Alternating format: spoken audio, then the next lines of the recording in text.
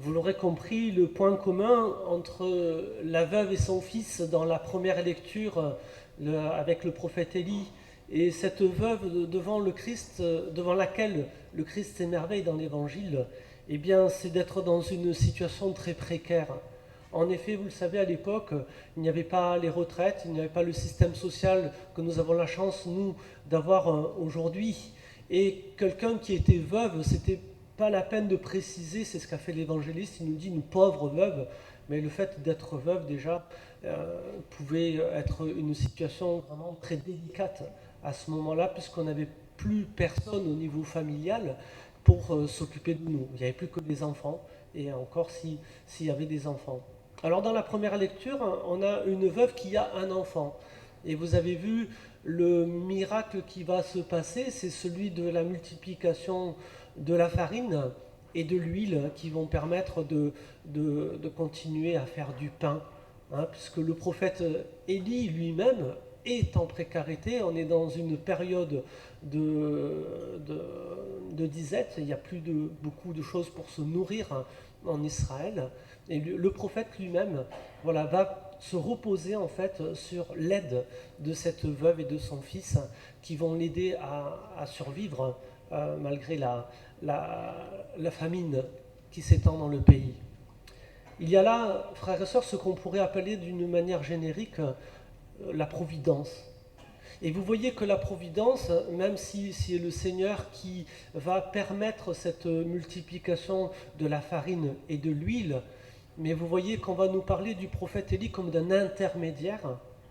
Et le prophète Élie, il a besoin de la veuve et de son fils aussi pour survivre. Ce qui nous fait dire que la providence, vous le savez frères et sœurs, elle passe souvent par les autres. Et la providence, eh bien, ce sera chaque fois que le Seigneur nous met au cœur, à nous, eh bien, de compassion, pris de pitié, de nous mettre en œuvre nous aussi pour aider les autres.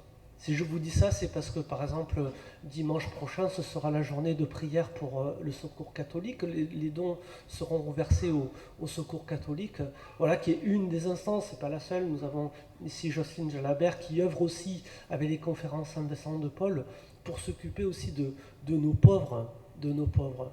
Eh bien, nous sommes pour eux, tous ceux qui acceptons de faire ce travail-là, de s'occuper des autres, nous sommes pour eux cette providence que le Seigneur met sur leur chemin. Et je nous invite vraiment à rendre grâce à Dieu si nous avons entendu cet appel, nous aussi, à participer à cette providence que le Seigneur nous donne.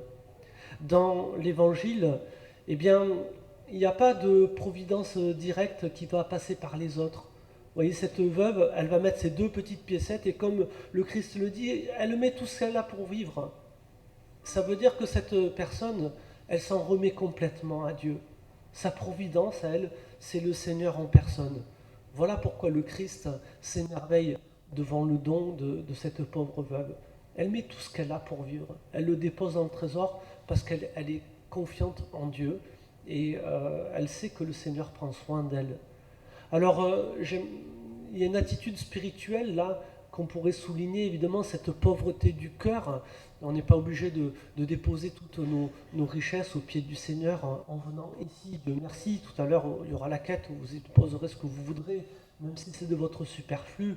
Mais vous voyez, il y a cet abandon aussi à la grâce de Dieu, cette pauvreté du cœur qui finalement nous rend disponibles à ce que le Seigneur souhaite nous donner, que ce soit providentiel ou pas. Nous ouvrir au don de sa grâce, voilà, ça demande aussi une certaine disponibilité intérieure. Et vous le savez, quelquefois, nos richesses peuvent être des obstacles parce que ça accapare nos pensées. Nous avons peur qu'elles disparaissent, qu'on nous les vole ou je ne sais pas trop quoi. Et quelquefois, ça peut pallier sur notre disponibilité à la grâce de Dieu. Alors peut-être nous sommes appelés à réfléchir ce matin, nous aussi, sur la manière dont nous pouvons vivre cette pauvreté du cœur en tant que disponibilité au don de Dieu, à sa providence, à tout ce que le Seigneur souhaiterait nous donner, mais que quelquefois nous avons peut-être du mal à accueillir.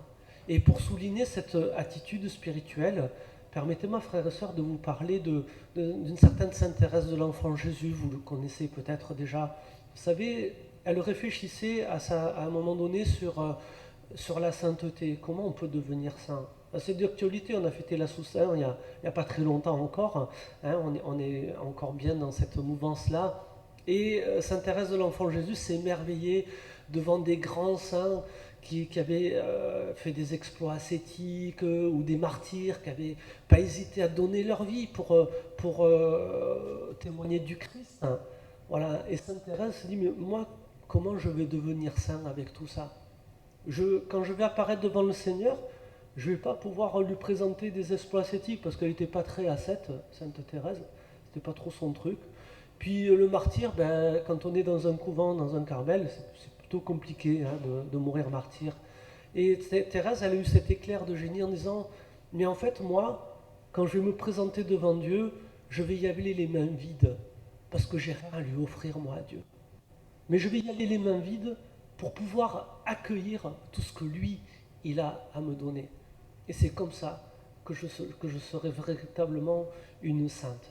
Voilà, j'aime beaucoup cette réflexion de Sainte Thérèse et je vous la propose, frères et sœurs, à nous aujourd'hui pour que nous soyons tous en capacité, nous aussi, aujourd'hui, là tout à l'heure, en recevant le Christ dans la communion, de pouvoir nous présenter nous aussi les mains vides devant Dieu pour pouvoir tout accueillir de lui. Amen.